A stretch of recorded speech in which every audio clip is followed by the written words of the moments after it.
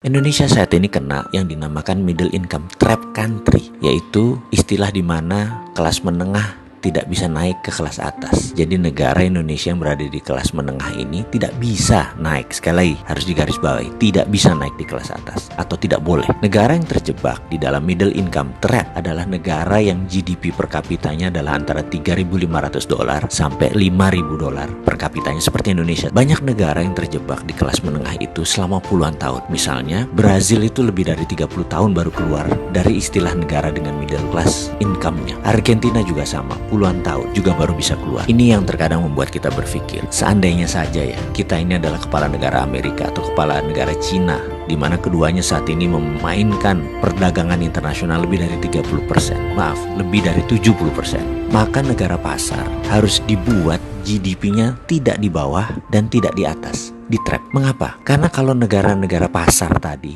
income-nya naik, maka negara tersebut harus menjadi negara produsen, dan ini malah menjadi kompetitor negara besar. Nggak boleh. Jadi nggak boleh negara tersebut jadi produsen. Kalau negara tersebut miskin, misalnya GDP-nya di bawah 1.000 per kapita, mereka nggak mampu beli barang Cina dan beli barang Amerika, dan kedua negara itu nggak mau membuat negara tersebut miskin. Makanya negara-negara market harus dijebak di tengah. Cara trapnya bagaimana dan mengapa harus di trap atau dijebak? Biasanya negara yang berpenduduk besar yang dijebak di tengah oleh negara kapitalis. Caranya dengan jangan jadikan mereka negara produsen dan manufaktur. Kedua, jangan jadikan mereka swasembada pangan. Terakhir, jangan mereka bisa mengendalikan energi. Ada sebuah perkataan dari Menteri Luar Negeri Amerika dulu namanya Henry Kissinger. You control the food, you control the people.